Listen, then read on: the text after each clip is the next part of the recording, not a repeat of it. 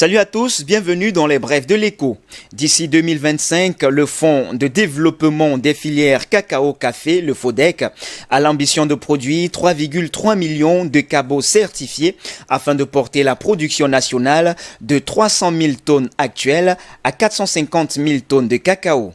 Pour y parvenir, la structure vient de publier un plan d'action qui inclut la distribution de 89 millions de plants certifiés.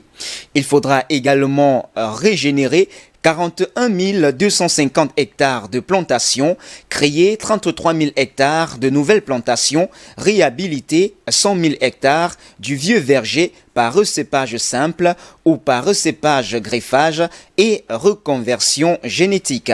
Bien plus, il faudra former 6 000 producteurs directs et 12 000 producteurs indirects sur les bonnes pratiques agricoles. Avec le temps, le FODEC veut atteindre de multiples performances. Une augmentation du rendement de 0,4 à 0,9 tonnes par hectare, une production de 100 000 tonnes de cacao de qualité supérieure au-delà du grade 1 et une contribution de 22% à la production nationale à l'horizon 2025. Pour atteindre ces résultats non exhaustifs, le FODEC, en coaction avec le budget d'investissement public, entend mobiliser 25 milliards de francs CFA dans le cadre du projet d'appui au développement du cacao, en abrégé PAD Cacao, sur 5 ans. Le cacao fait vivre plus de 2 millions de personnes au Cameroun et génère chaque année 25,1 milliards de francs CFA de recettes fiscales directes et indirectes.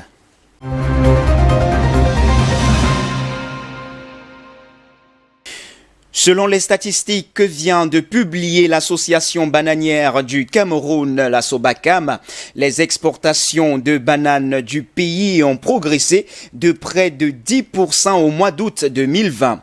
Dans l'ensemble, le Cameroun a exporté 12 981 tonnes en août contre 11 695 tonnes le mois précédent.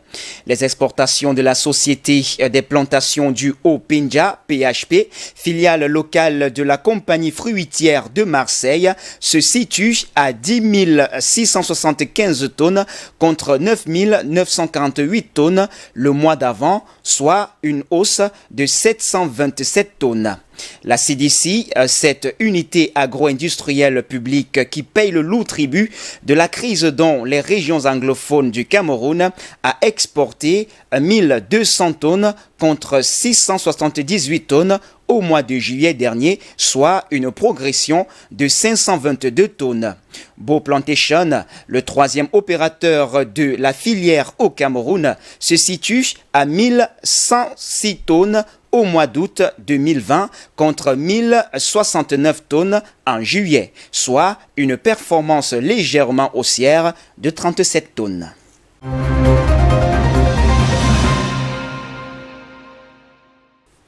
Et puis en cette année 2020, l'Office céréalier du Cameroun déclare qu'elle dispose de 44 magasins de stockage de céréales d'une capacité totale de 47 650 tonnes implantés à travers les 3 régions septentrionales du pays, à savoir la Damawa, le Nord et l'extrême Nord. Au cours des 3 dernières années, soit 2016 à 2019, indique l'Office, l'approvisionnement des populations en céréales, généralement en période difficile de soudure, c'est-à-dire juillet-septembre de chaque année, dans le cadre des ventes par la rotation technique des stocks, a porté en moyenne annuelle sur 27 174,6 tonnes. La constitution ou la reconstitution des stocks par les collectivités de surplus de production de céréales auprès des agriculteurs a porté en moyenne annuelle sur 13 832,3 tonnes. L'Office céréales est un organisme d'État qui a été créé par décret numéro 75/19 1975 du 21 juin 1975 et réorganisé par décret numéro 89/1086 du 12 décembre 1989.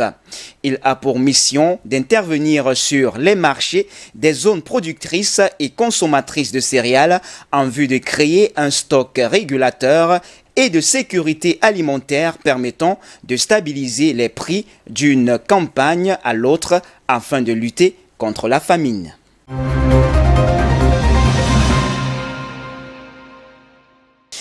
Eneo, le concessionnaire du service public de l'électricité au Cameroun, se prépare à solliciter le marché bancaire local pour un emprunt d'un montant maximum de 100 milliards de francs CFA, révèle l'entreprise dans sa dernière newsletter. Malgré le quitus obtenu depuis janvier 2020 du conseil d'administration de cette entreprise contrôlée par le fonds d'investissement britannique Actis, l'opération n'a pas pu avoir lieu jusqu'ici à cause de certaines contingences. Le marché financier avait besoin d'être rassuré quant à la capacité d'Eneo de faire face aux échéances de ce prêt. Grâce donc à l'encaissement des 45 milliards de francs CFA en juin, NDLR, et au règlement régulier des factures de l'État sur les 5 premiers mois de l'année, les négociations sur le prêt de 100 milliards de francs CFA ont véritablement pu être relancées. Les financements recherchés par ce producteur et distributeur de l'énergie électrique au Cameroun, apparentant officiellement, serviront prioritairement au remboursement du solde d'un prêt à moyen terme contracté par Eneo et à financer les investissements de l'entreprise au cours des années 2020 et 2021. Pour rappel, cette entreprise dispose d'un plan d'investissement de 45,7 milliards de francs CFA pour le compte de l'année 2020.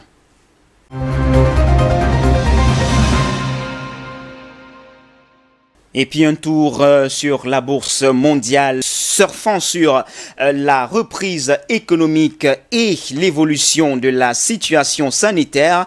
Les marchés d'actions ont finalement profité de la torpeur estivale pour reprendre le chemin de la hausse, tandis que l'or baissait légèrement et que les taux longs américains et allemands remontaient.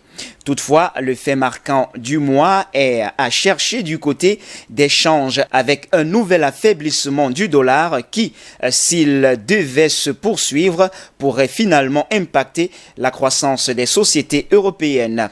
Sur le mois, le DG Eurostoxx dividende réinvesti progresse de 3,5%.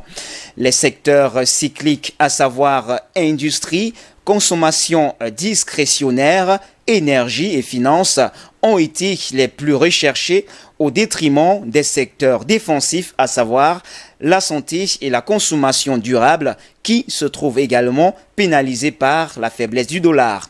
Au cours des prochaines semaines, donc, si les marchés d'actions pourraient très certainement saluer une éventuelle annonce d'un vaccin, il semble néanmoins que les niveaux de valorisation n'auront qu'un potentiel d'appréciation limité, estime ainsi le professionnel responsable des actions européennes chez AXA IM, Gilles Guilbout.